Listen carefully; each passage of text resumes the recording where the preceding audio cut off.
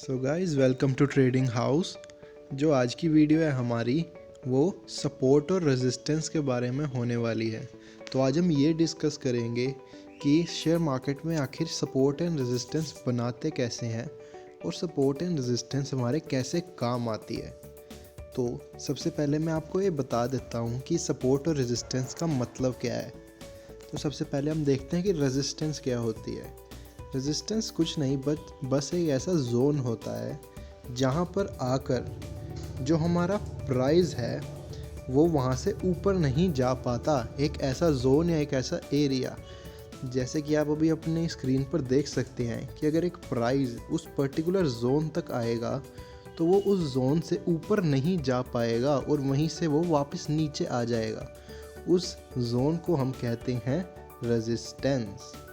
और वैसे ही अगर हमारा प्राइस नीचे आ रहा हो तो जो हमारा सपोर्ट एरिया होता है उस एरिया से हमारा प्राइस वापस यू टर्न ले लेगा और उस एरिया से वो नीचे नहीं जा पाएगा। तो उस एरिया को हम कहेंगे सपोर्ट एरिया।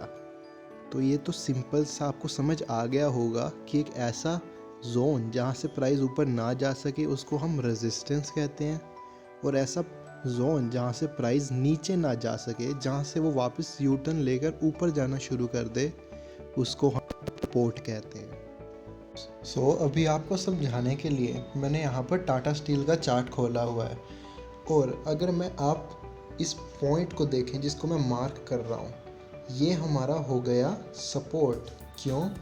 क्योंकि आप देख सकते हैं कि इस पॉइंट पर प्राइस आकर सस्टेन कर गया और वो इस पॉइंट से नीचे नहीं जा सका, तो ये हमारा हो गया सपोर्ट। अब हमें इसके बाद ये देखना है कि कब हमारा जो प्राइस है वो इस पॉइंट पर दोबारा आए। तो अगर हम आगे देखेंगे तो ऊपर जाकर फिर से जब इस पॉइंट पर हमारा प्राइस आया तो उसने फिर से एक अपर साइड की मोमेंटम दिखाई। तो आप जैसे देख सकते हैं कि इस सपोर्ट पर आकर ही हमारा जो प्राइस वो रिएक्ट करता है। और एक और बात, जब भी ये इस सपोर्ट को तोड़कर नीचे जाएगा तब ये सपोर्ट हमारा रेजिस्टेंस की तरह काम करेगा। जैसे कि आप इस पॉइंट पर देख सकते हैं कि जैसे ही इसने इस सपोर्ट लाइन को तोड़ा तो ये हमारा जो सपोर्ट था वो रेजिस्टेंस बन गया।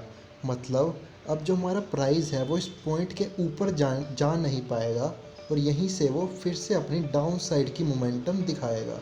जैसे कि आप देख सकते हैं कि इसने यहाँ पर एक बार मोमेंटम दिखाई, फिर इसके बाद जब ये दोबारा इस प्राइस पर आया तो इसने फिर से ये नीचे चला गया। इस प्राइस को, इस पर्टिकुलर रेजिस्टेंस को तोड़ नहीं पाया। और आप देख सकते हैं कि जब वो दोबारा आया तो उसने इसे तोड़ दिया। तो अब इसका क्या मतलब है? इसका मतलब है कि ये जो लाइन, ये डार्क लाइन आप देख सकते हैं अभी टूट गई है।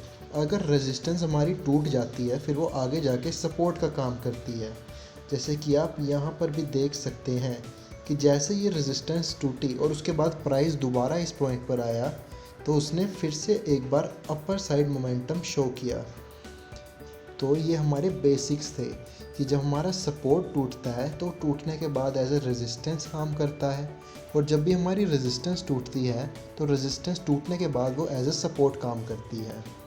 तो यहाँ मैं आपको एक और एग्जांपल देता हूँ। जैसे आप इस पॉइंट को देखेंगे तो ये एक रेजिस्टेंस है, और आप देखेंगे कि हमें यहाँ पर आगे भी जब भी इस पॉइंट पर आया तो एक रेजिस्टेंस की तरह एक्ट हुआ। ये एक पूरा जोन है रेजिस्टेंस का। और जब आप देख सकते हैं कि जैसे ही ये रेजिस्टेंस टूटी तो वैसे ही ये इस रेजिस्टेंस को एज अ सपोर्ट की तरह एक्ट करा और यहाँ से ऊपर गया। जैसे ही रेजिस्टेंस हमारी टूटती है वो एज अ सपोर्ट की तरह काम करती है और वहाँ से एक बाइंग प्रेशर आता है। और यही सेम चीज़ हमारी सपोर्ट के लिए है कि जब भी हमारा सपोर्ट टूटता है तो वो एज अ रेजिस्टेंस की तरह काम करता है। तो मैंने आपको आज ये बहुत ही सिंपल तरीके से समझाया कि सपोर्ट एंड रेजिस्टेंस कैसे काम करती है, और आप सिर्फ इनको देखकर ही ट्रेड्स ले सकते हैं। आप चाहें तो एक बार यही जो मैंने आपको सिखाया है वैसे ही सपोर्ट या रेजिस्टेंस बनाकर ट्रेड्स लेना शुरू कर सकते हैं पेपर ट्रेडिंग कर। तो आपको ऐसे अंडरस्टैंडिंग अच्छी हो जाएगी आपकी चार्ट रीडिंग की, और धीरे धीरे आपको सपोर्ट एंड रेजिस्टेंस बनाना भी आ जाएगा। मुझे यह उम्मीद है कि आपको ये वीडियो पसंद आई होगी। आज के लिए बस इतना ही। नेक्स्ट वीडियो में एक अलग टॉपिक पर बात करेंगे। Thank you, bye bye.